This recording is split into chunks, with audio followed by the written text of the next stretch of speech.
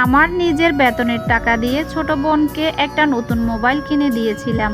আর সে কারণেই আমার স্বামী আমার সংসারের খরচ বন্ধ করে দিয়ে বলেছিল, এতই যখন মানুষের পিছনে টাকা উড়াইতে পারো, তাহলে এই মাসের সংসারের টাকাটাও সেই টাকা দিয়ে চালিয়ে দাও। ওর ধারণা ছিল আমি নিশ্চয় তর্ক করব, কান্নাকাটি করব, কিংবা নিজের ভুল স্বীকার করে ক্ষমা চাইব। কিন্তু আমি কিছুই করিনি, একদম চুপ করেছিলাম। আর ঠিক পরের দিনে আমি এমন একটা কাজ করলাম যেটা ও জীবনেও কল্পনা করেনি। আমার মা, বাবা, ভাই, বোন, শ্বশুর, শাশুড়ি, ননদ, দুই পরিবারের সবাইকে একসাথে দুপুরের খাবারের দাওয়াত দিলাম। আর খাওয়া দাওয়া শেষ করে আমি যখন একটা বড় ট্রে হাতে নিয়ে সবার সামনে এসে দাঁড়ালাম, ঠিক তখনই ট্রেতে ছিল এমন একটা জিনিস যা মুহূর্তের মধ্যে ওর সমস্ত অহংকার ভেঙে চুরমার করে দিল। ঘটনাটা আসলে একটা মোবাইল ফোন নিয়ে হয়নি। সব কিছুর শুরু হয়েছিল আজ থেকে প্রায় 40 দিন আগে।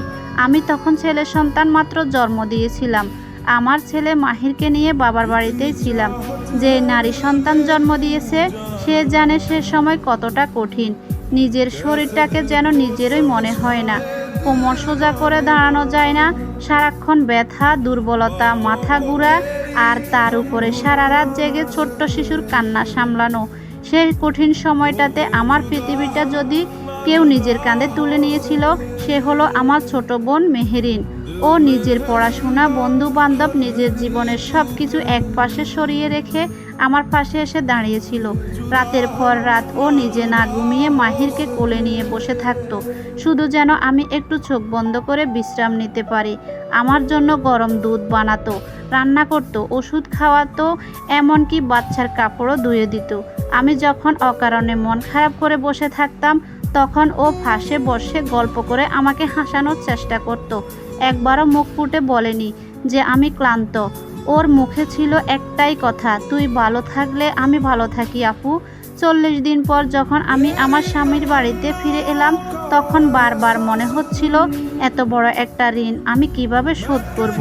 আমার বোনের এদিকে আমি ও চাকরি করি, প্রতি মাসে নিজের একটা বেতন পাই।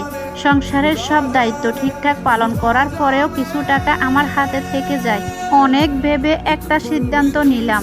মেহেরিনের ফোনটা অনেক পুরানো হয়ে গিয়েছিল, মাঝে মধ্যে নিজে থেকে বন্ধ হয়ে যেত, স্ক্রিনটাও ভাঙা ছিল, তবুও কাউকে কখনো কিছু বলেনি। তাই আমি ভাবলাম ওকে যদি একটা ভালো ফোন উপহার দিতে পারি, তাহলে হয়তো একটু হলেও খুশি করা যাবে। চুপচাপ গিয়ে ওর পছন্দের নতুন একটা স্মার্টফোন কিনলাম। সুন্দর করে গিফট প্যাকেটে বানিয়ে কুরিয়ার করে ওর বাসায় পাঠিয়ে দিলাম। ও যখন ফোনটা হাতে পেল, আনন্দে কাঁদছিল। আমাকে ফোন করে কখনো হাসছিল, কখনো কাঁদছিল।